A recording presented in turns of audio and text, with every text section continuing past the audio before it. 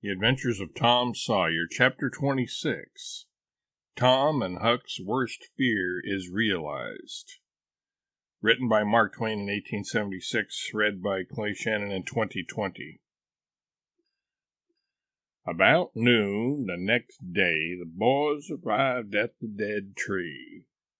They had come for their tools. Tom was impatient to go to the haunted house. Huck was measurably so also, but suddenly said, "Look here, Tom, do you know what day it is?" Tom mentally ran over the days of the week and then quickly lifted his eyes with a startled look in them. "My, I never once thought of it, Huck." "Well, I didn't either, but all at once it popped onto me that it was Friday. Blame it, a body can't be too careful, Huck. We might have got into an awful scrape, tacking such a thing on a Friday. Might. Better say we would. There's some lucky days maybe, but Friday ain't. Any fool knows that. I don't reckon you was the first that found it out, Huck." "Well, I never said I was, did I? And Friday ain't all, neither. I had a rotten bad dream last night. Dreamt about rats." "No, sure sign of trouble. Did they fight?" "No." "Well, that's good, Huck. When they don't fight, it's only a sign that there's trouble around, you know. All we got to do is to look mighty sharp and keep out of it. We'll drop this thing for today and play. Do you know Robin Hood, Huck?" "No. Who's Robin Hood?" "Why, he was one of the greatest men that was ever in England, and the best. He was a robber." "Cracky, I wished I was. Who did he rob?" "Only sheriffs and bishops and rich people and kings and such like. But he never bothered the poor. He loved 'em. He always divided up with 'em, perfectly square." "Well, he must have been a brick." "I bet you he was, Huck. Oh, he was the noblest man that ever was. Ain't any such men now, I can tell you. He could lick any man in England with one hand tied behind him, and he could take his yew-bow and plug a 10-cent piece every time, a mile and a half." "What's a yew-bow?" "I don't know. It's some kind of a bow, of course. And if he hit that dime only on the edge, he would set down and cry and curse. But we'll play Robin Hood. It's nobby fun, I'll learn you." "I'm agreed." So they played Robin Hood all the afternoon, now and then casting a yearning eye down upon the haunted house and passing a remark about the morrow's prospects and possibilities there. As the sun began to sink into the west, they took their way homeward athwart the long shadows of the trees, and soon were buried from sight in the forests of Cardiff Hill. On Saturday, shortly after noon, the boys were at the dead tree again. They had a smoke and a chat in the shade, and then dug a little in their last hole, not with great hope, but merely because Tom said there were so many cases where people had given up a treasure after getting down within 6 inches of it, and then somebody else had come along and turned it up with a single thrust of a shovel. The thing failed this time, however, so the boys shouldered their tools and went away feeling that they had not trifled with fortune, but had fulfilled all the requirements that belonged to the business of treasure hunting.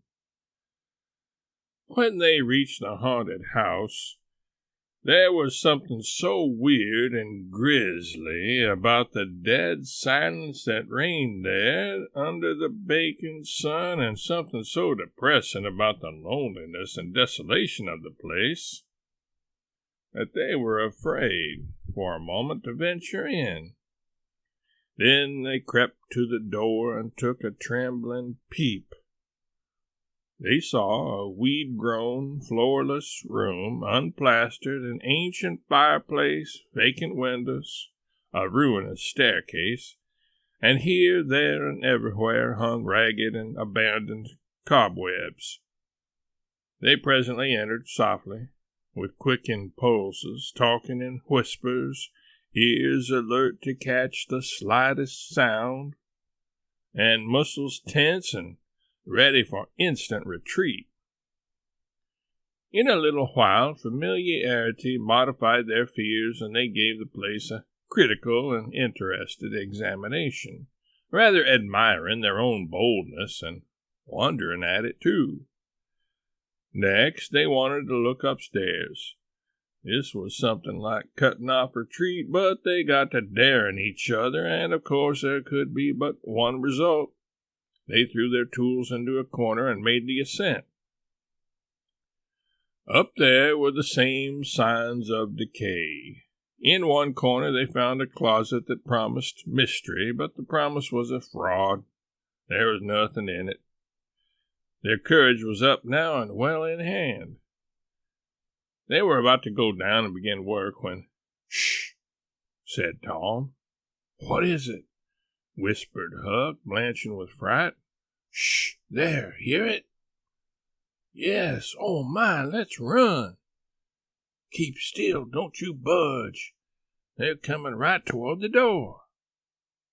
The boys stretched themselves upon the floor with their eyes to knotholes in the planking and lay waiting in a misery of fear. "They've stopped. No coming. Here they are. Don't whisper another word, Huck. My goodness, I wish I was out of this." 2 men entered. Each boy said to himself, "There's the old deaf and dumb Spaniard that's been about town once or twice lately. Never saw the other man before." The other was a ragged, unkempt creature with nothing very pleasant in his face. The Spaniard was wrapped in a serape.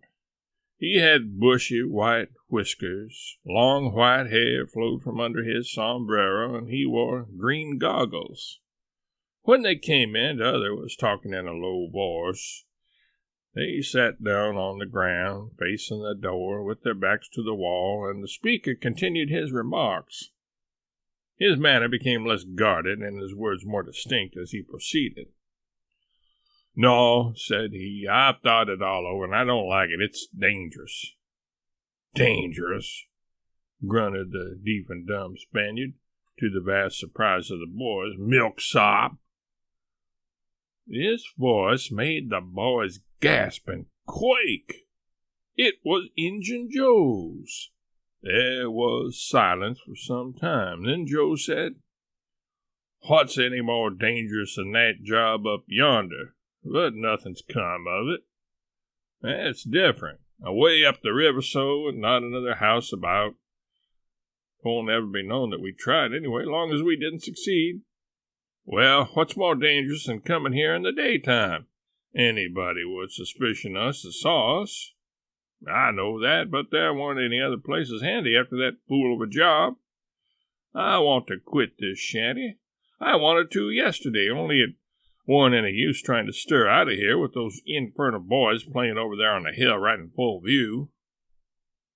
Those infernal boys quaked again under the inspiration of this remark, and thought how lucky it was that they had remembered it was Friday, and concluded to wait a day.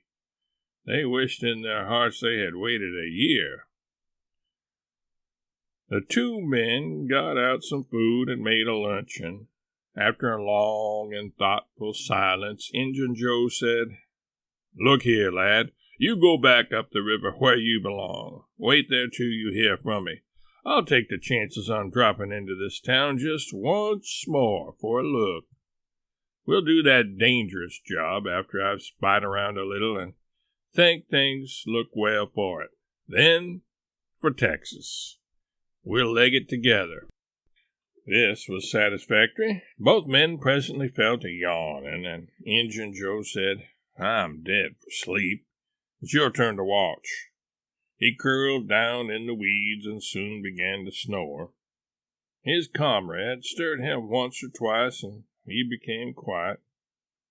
Presently the watcher began to nod. His head drooped lower and lower. Both men began to snore now. The boys drew a long, grateful breath. Tom whispered, "Now's our chance, come." Huck said, "I can't. I'd die if they was to wake." Tom urged. Huck held back. At last Tom rose slowly and softly and started alone. But the first step he made wrung such a hideous creak from that crazy floor that he sank down almost dead with fright.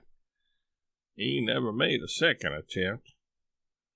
The boys lay there counting the dragging moments till it seemed to them that time must be done and eternity growing gray. And then they were grateful to note that at last the sun was setting. Now one snore ceased. Injun Joe sat up, stared around, smiled grimly upon his comrade, whose head was drooping upon his knees, stirred him up with his foot, and said, "Here, you're a watchman, ain't you? All right, though, nothing's happened." "My, have I been asleep?" "Oh, partly.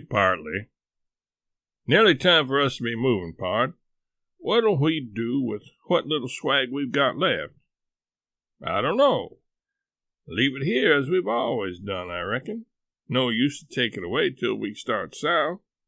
650 in silver's something to carry." "Well, all right. It won't matter to come here once more." "No, but I'd say come in the night as we used to do. It's better." "Yes, but look here. It may be a good while before I get the right chance at that job. Accidents might happen. 'Tain't in such a very good place. We'll just regularly bury it, and bury it deep." "Good idea," said the comrade, who walked across the room, knelt down, raised one of the rearward hearthstones, and took out a bag that jingled pleasantly. He subtracted from it $20 or $30 for himself and as much for Injun Joe, and passed the bag to the latter, who was on his knees in the corner now, digging with his bowie knife. The boys forgot all their fears, all their miseries, in an instant. With gloating eyes, they watched every movement. Luck! The splendor of it was beyond all imagination. $600 was money enough to make half a dozen boys rich. Here was treasure hunting under the happiest auspices. There would not be any bothersome uncertainty as to where to dig. They nudged each other every moment, eloquent nudges and easily understood, for they simply meant, "Oh, but ain't you glad now we're here?" Joe's knife struck upon something. "Hello," said he. "What is it?" said his comrade. "Half-rotten plank. No, it's a box, I believe. Here, bear a hand, and we'll see what it's here for. Never mind, I broke a hole." He reached his hand in and drew it out. "Man, it's money!" The two men examined the handful of coins. They were gold. The boys above were as excited as themselves, and as delighted.